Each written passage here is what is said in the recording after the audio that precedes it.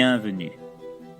Bienvenue en ces territoires inexplorés, où la peur fait partie du quotidien, où les ombres attendent votre trépas, où la mort est votre compagnon de voyage, où la vie n'est qu'une notion abstraite, où l'irréel se mélange avec le réel. Oubliez tout ce que vous savez sur le concevable et le perceptible, tel qu'on vous l'a appris. Seul compte ici la force de votre esprit, face à l'innommable et l'indescriptible dans toute sa force. Vous qui entrez ici pour entendre des récits au-delà de votre imagination, vous allez découvrir un autre sens du mot angoisse. Alors, sans plus attendre, prenez votre ticket pour la terreur et voyageons ensemble aux confins de ces histoires de l'autre monde. À l'heure où les morts se sont levés. Personne n'a jamais su comment tout a réellement commencé. Pas dans les détails en tout cas. Il faut dire qu'on ne pouvait pas s'attendre à une chose pareille. C'était totalement inconcevable du point de vue d'un humain. Et plus encore d'une bande d'ados tels que nous, qui ne s'intéressaient qu'à la bière, l'herbe et les jolies filles. Bien sûr, comme tout le monde qui se passionne pour les récits d'horreur, on a été nourri à Romero et sa saga des morts vivants. Mais de là à s'imaginer que ça pouvait vraiment arriver dans le monde réel, il y avait un pas qu'on ne pouvait franchir. Alors, quand on a entendu cette énorme explosion au nord de la ville, à un endroit où il n'était pas censé y avoir quelque chose, ça a surpris tout le monde. On se souvient de l'heure à laquelle l'explosion est arrivée. D'ailleurs, en y repensant, ça ressemblait à une grosse blague. Minuit. L'explosion qui a tout fait foirer dans la ville, c'était minuit. L'heure du crime. Ça a l'air ironique dit comme ça, mais au vu des événements qui ont suivi, c'est vraiment perturbant de se dire qu'une heure peut déterminer l'avenir d'une ville, et peut-être même d'une race. L'instant d'après, un immense nuage aux accents violets, parsemé de milliers de lumières qui ressemblaient à des lucioles, a envahi le ciel et a commencé à descendre sur la ville. Sur le coup, chaque habitant était émerveillé de ces lumières scintillantes. C'était tellement beau. Mais quand les premiers morts ont commencé à émerger de leur tombe dès le lendemain, et qu'on eut compris que c'était justement à cause de ce nuage, et surtout de ces espèces de lucioles artificielles, beaucoup ont trouvé ça nettement moins joli. On était dans le cimetière quand on a vu la vieille Cora devenue toute joyeuse de voir son mari sortir de la tombe fraîchement creusée la veille.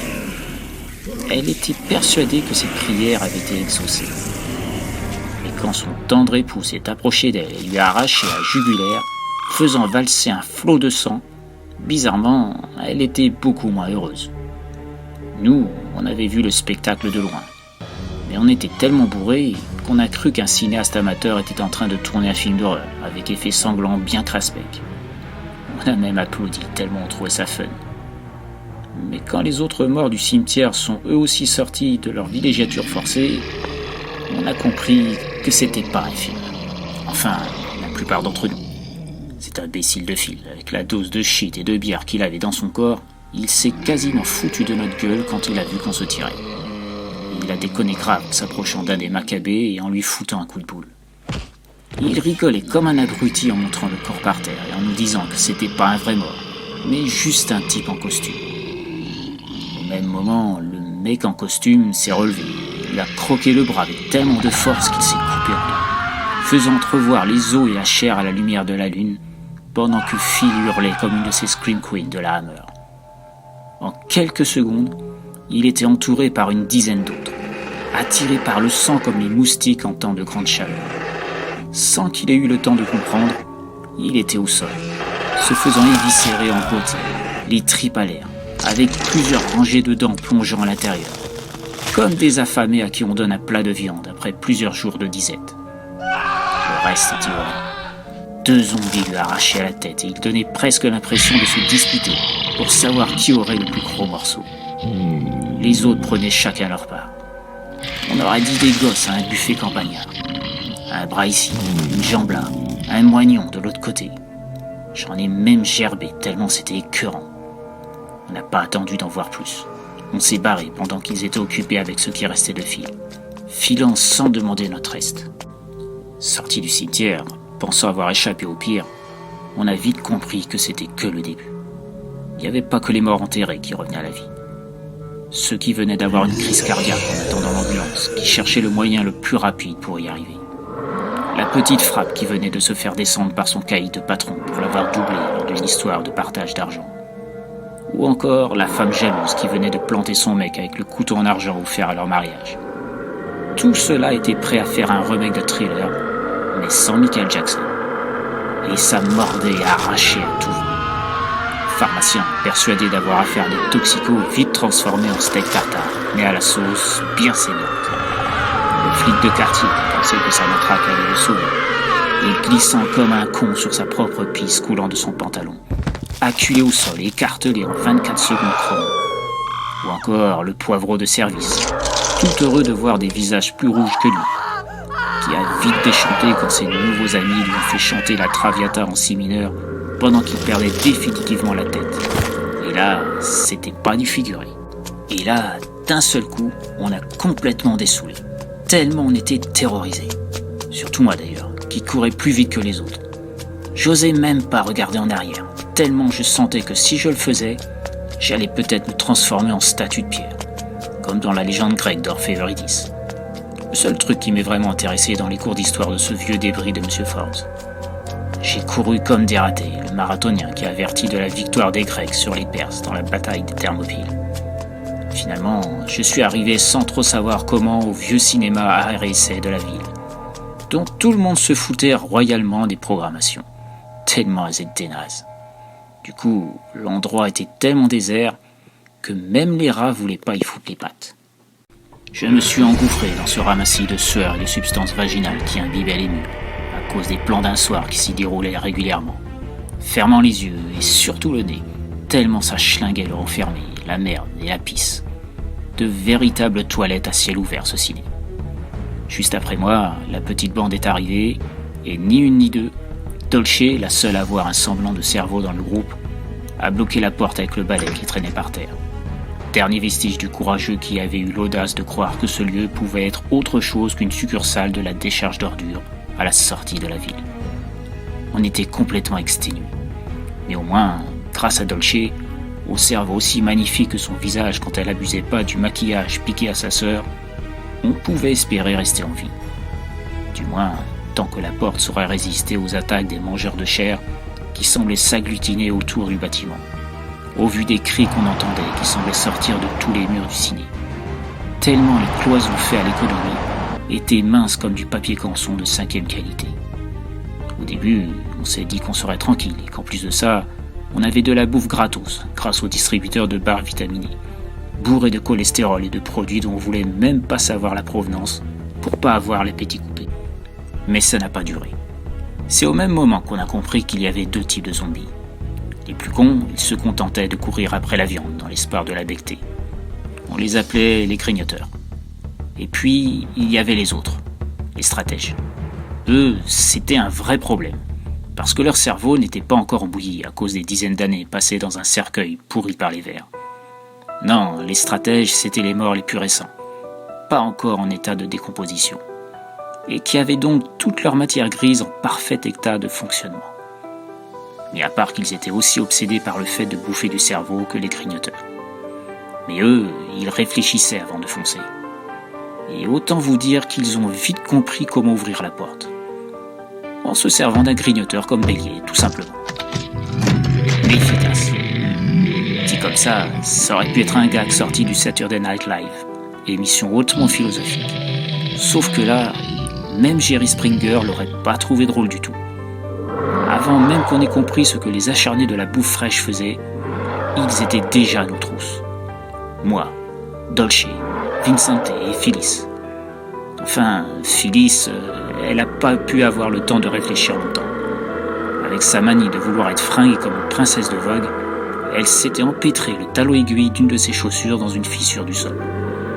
Et au lieu de penser qu'il serait pas con de laisser la chaussure sur place, elle a essayé de récupérer à la fois le pied et la chaussure.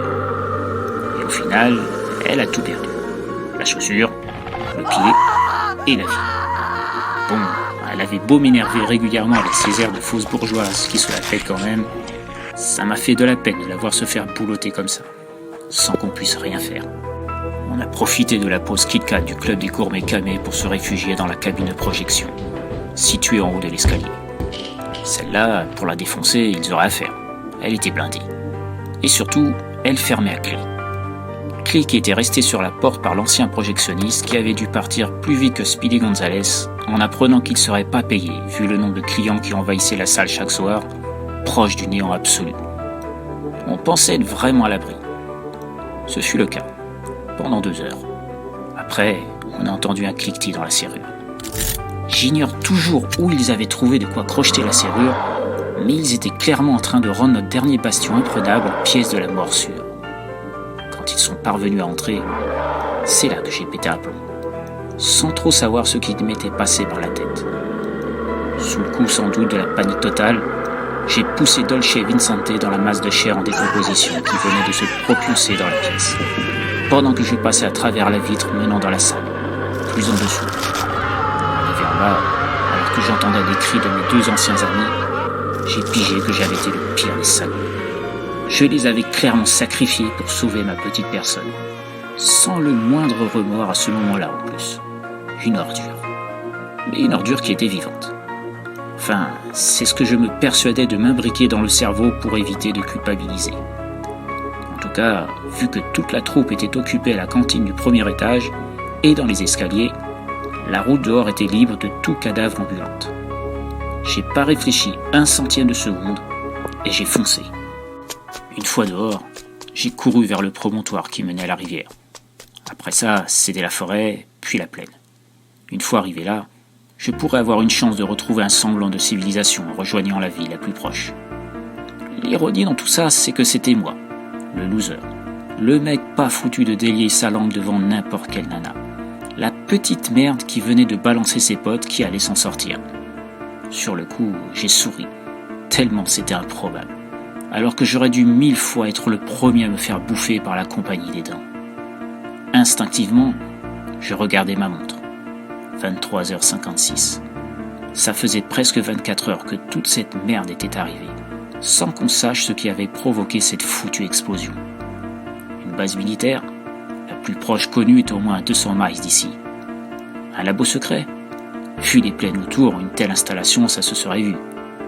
Le plus probable, vu que la décharge était dans la même direction que l'endroit où s'était déroulée l'explosion, c'était des produits toxiques qui s'étaient mélangés avec d'autres produits, provoquant une sorte de réaction chimique.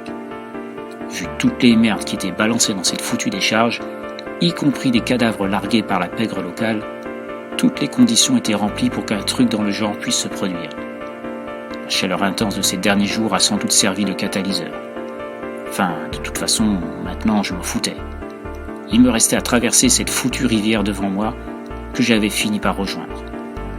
Alors, je commençais à plonger mes pieds dans l'eau de ce presque symbole de liberté quand le destin s'est rappelé à moi. Un loser reste un loser. Quelle que soit sa foutue chance, il finit toujours par tout foirer. Juste devant moi, se dressant de toute sa hauteur, un Clemson me fonça dessus et m'arracha un bout du cou. J'ai pour le réflexe de lui donner un coup de ranger dans la tronche pour me dégager, le mal était fait. Si on suit bien le processus expliqué chez Romero ou Walking Dead, à partir du moment où un humain se fait mordre, c'est la fin de la route. Je savais que ça servait plus à rien de continuer. De toute façon, j'aurais dû le savoir quelque part, c'était écrit. Mais cependant, il y avait quelque chose de positif. Ok, j'allais mourir. Mais comme j'étais pas comme le décharné qui venait de transformer ma vie, j'allais forcément devenir un stratège. Donc, nettement moins con que la plupart des autres décérébrés. Bon, forcément, face aux autres stratèges, je pèserais sûrement pas lourd au niveau intellect. Mais je serais quand même un privilégié. Le petit loser allait devenir un chef, un guide pour la première fois de sa vie. On allait lui obéir et faire ce qu'il dit de faire. C'était pas si mal en fait. De toute façon, le mal allait s'étendre maintenant, c'était presque une certitude. Alors, autant faire partie de la caste dominante. Les humains auraient beau faire, on ne peut pas tuer un mort. J'en ai vu certains, lors de notre fuite vers le ciné, même coupés en deux, ils continuaient à avancer. Il y avait aussi des têtes dont les yeux bougeaient encore, alors qu'il restait rien de leur corps. Les humains allaient voir leur règne de pouvoir disparaître. Et moi, je serais là, parmi les meilleurs, à me moquer de leur impuissance. Je regardais ma montre tomber à terre. Minuit. J'étais devenu un chef, à l'heure où les morts se sont levés. L'autostoppeur. Le paysage défilait devant ses yeux comme des lignes éparses et vides. Un horizon disparate auquel il ne prêtait plus attention depuis déjà plusieurs kilomètres. Tout juste si ses pupilles avaient eu le temps de distinguer la moindre couleur des différentes formes qui faisaient valser poussière et fragments d'asphalte de cette route qui n'avait pas vu une équipe de maintenance depuis déjà des lustres. Même les panneaux indicateurs n'avaient pas le temps d'afficher leurs lettres imprimées en capitales, que Matt les avait aussitôt dépassées. Même chose pour les bordures de la route, parsemées de forêts luxuriantes où on devinait, avec un peu d'imagination, les gambades folles des écureuils montant sur les chênes centenaires, pas encore souillés par la civilisation. Elles figuraient pourtant parmi les plus populaires du site le plus en vue du territoire, décrites comme les rares lieux où la nature n'avait aucun maître, et affichaient une variété innombrable de plans de toutes sortes. Mais cela l'importait peu. Seul comptait pour lui de rejoindre LA dans le délai qu'il s'était imposé. Matt avait déjà dû accuser un retard de plusieurs minutes à cause de ce foutu embouteillage à la sortie de la ville précédente. La faute à un carambolage entre deux abrutis pris de vitesse. En tout cas, c'est ce qu'il avait entendu à la radio qui avait énoncé les faits. Mais ça aussi, Matt s'en foutait. Ce n'est pas qu'il avait vraiment l'obligation d'arriver à une heure précise. De toute façon, l'exactitude n'avait jamais été son fort. C'était d'ailleurs à cause de cette habitude qu'il n'avait jamais pu tenir un boulot plus de 3 semaines d'affilée. Pour le dernier, il avait réalisé l'exploit d'être viré au bout de seulement 2 jours. Il avait même noté dans son agenda. Pas par fierté, simplement que ça l'amusait de noter une stupidité. Un conseil de son psy. Pour calmer ses sautes d'humeur, il fallait respirer un bon coup et vider son esprit. Ça a l'air simple dit comme ça, mais Matt n'avait jamais réussi.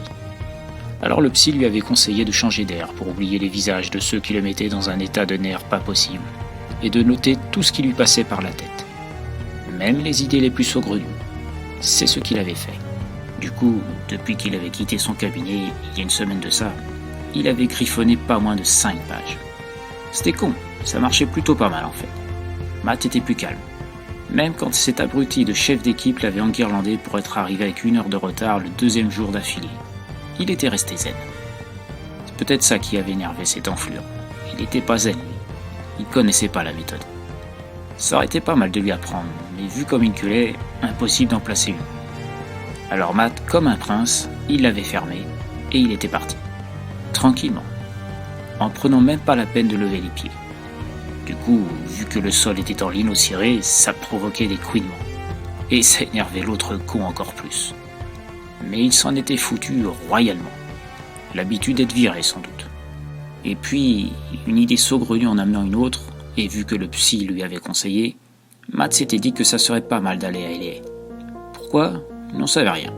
L'instinct. Un petit quelque chose qui lui disait qu'il devait s'y rendre. De toute façon, Matt commençait à être un peu trop connu ici à Cleveland. Faut dire qu'il trempait dans des histoires un peu sordides en dehors de ses courts boulots. D'ailleurs, c'était pour donner le change. Sûrement pour ça qu'il s'en foutait. Et ces derniers temps, Matt avait un peu dépassé les bornes. C'est ce que lui avaient dit ses patrons. Ils en avaient un peu marre de ces débordements. C'était facile pour eux de dire ça. Eux, ils avaient juste à attendre qu'il leur ramène ce qu'ils demandaient.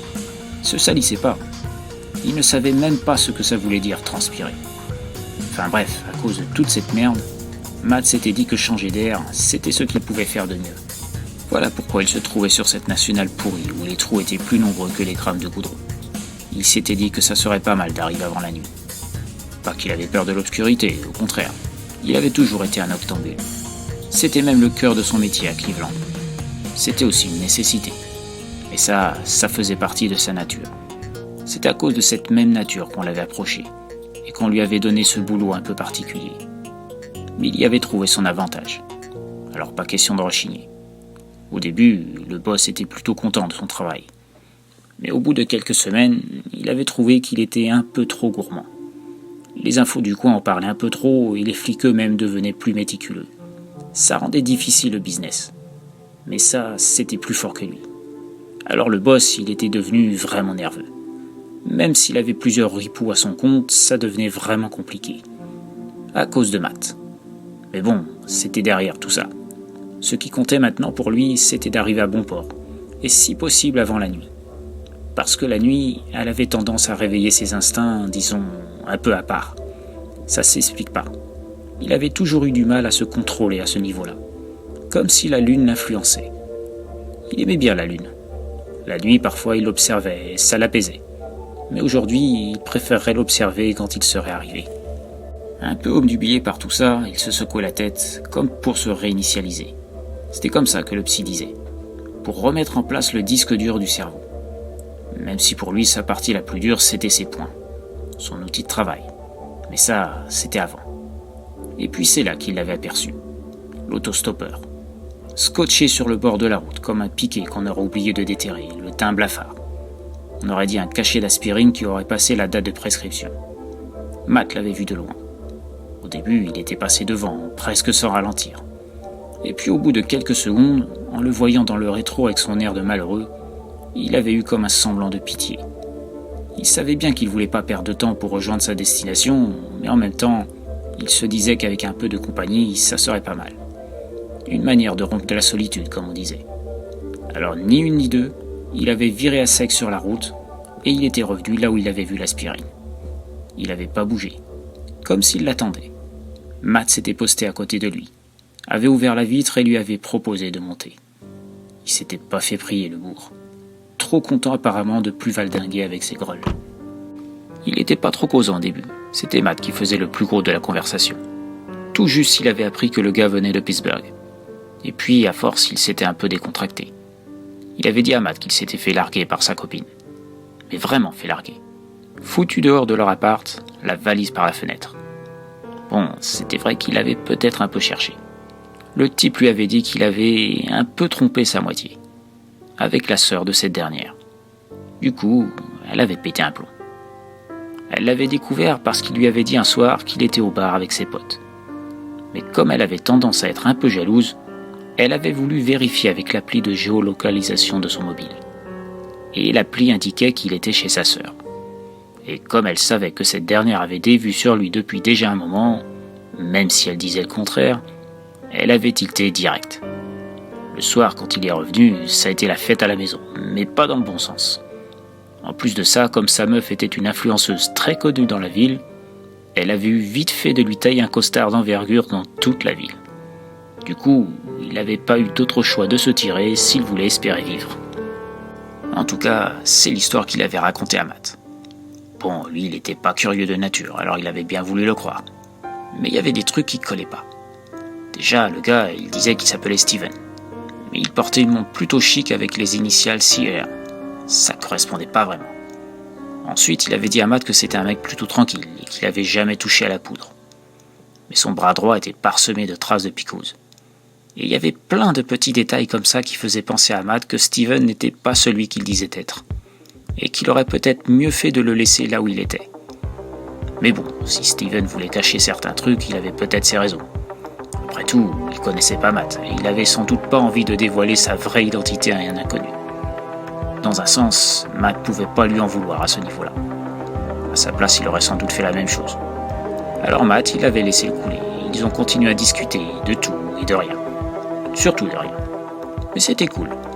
Même si Steven était un sacré menteur, il avait le rire facile et ça détendait l'atmosphère. Et puis la radio avait annoncé un bulletin un peu particulier. La police recherchait un type qui avait tué une gonzesse.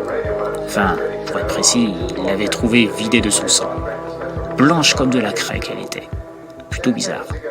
On aurait cru qu'il parlait d'un épisode de Supernatural. Mais c'était pas tout. Le meurtre s'était déroulé à Pittsburgh. Troublant comme coïncidence.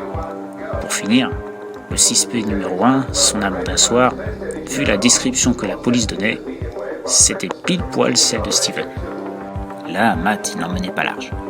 Il se disait qu'il avait déjà fait des conneries, mais prendre à bord de sa caisse un meurtrier, car c'était tellement évident pour Matt qu'il n'y avait pas d'autre explication possible, c'était une première dans l'échelle de son karma. Pour parfaire le tableau, Steven sentait bien qu'un malaise s'était installé. Il disait rien, mais ses doigts battaient la mesure sur son pantalon. et il transpirait tellement qu'on aurait presque dit une version miniature des chutes du Niagara. Matt avait, comme qui dirait, perdu sa voix. Il savait plus quoi dire. Il s'est passé encore quelques kilomètres dans cette ambiance merdique sans que rien ne se passe. Et puis à un moment, Matt a voulu prendre ses clopes dans la veste intérieure de son blouson. L'autre, Steven, il avait dû croire que Matt sortait une arme. Il avait paniqué grave. Et là, c'était X-Files en direct. Steven avait complètement changé de visage. Ses veines étaient devenues apparentes. L'orbite de ses yeux semblait s'enfoncer en profondeur. Et surtout, il avait ouvert une grande bouche avec 2 canines proéminentes et pointues comme des rasoirs, et visant le cou de Matt. Sur le coup de la panique, Matt avait essayé de virer la bagnole dans tous les sens, histoire de déstabiliser la gargouille blanche à côté de lui. Sauf que lui, il se sentait pas du tout le nouveau capitaine Achab, et il avait pas de harpon pour calmer les ardeurs de la bestiole qui avait remplacé Steven. Après plusieurs embardées, la bagnole avait fini par s'encastrer dans un arbre. Il s'en était suivi un long silence. Et puis soudain, le sang avait giclé sur les vitres et le pare-brise avec au même moment un grand cri de douleur. Ça avait duré plusieurs secondes. Et là, d'un seul coup, il y avait eu comme des bruits de mastication. Comme si on dégustait un steak ou un hamburger à McDo. Presque 1 heure comme ça.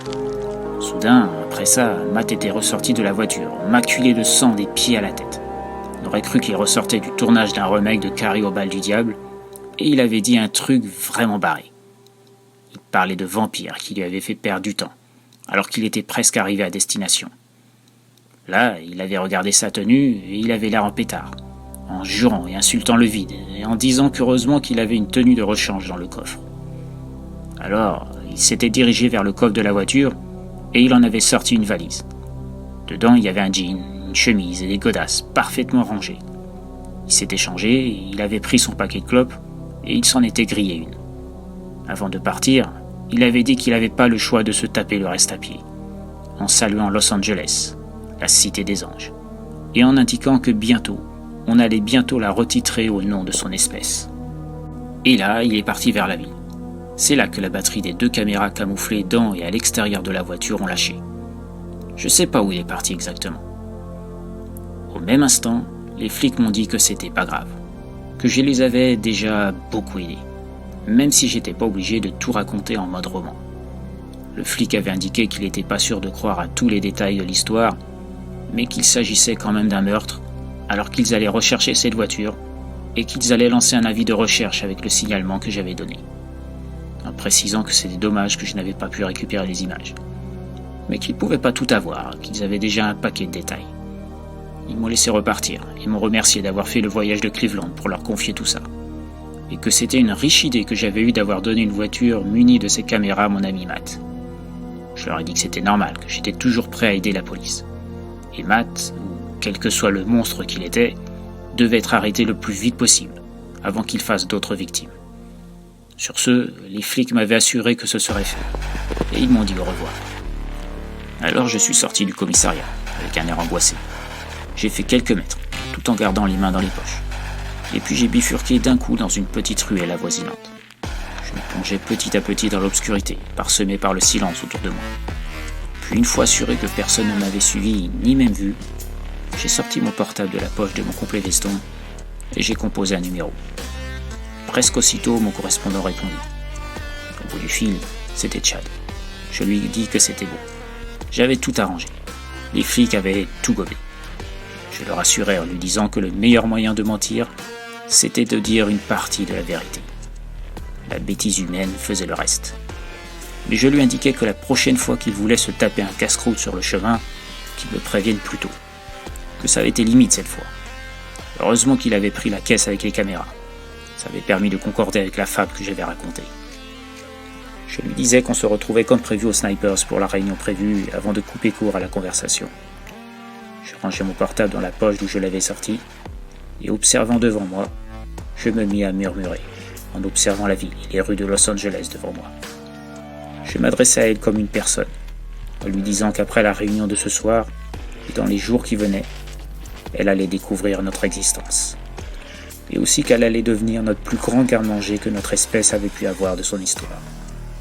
Que c'était terminé de nous cacher. Que c'était terminé le règne des hommes. D'ici quelque temps, notre règne allait enfin commencer. Mes yeux qui étaient devenus rouges vifs redevinrent peu à peu normaux, et je reprenais ma marche sur l'asphalte de la ville.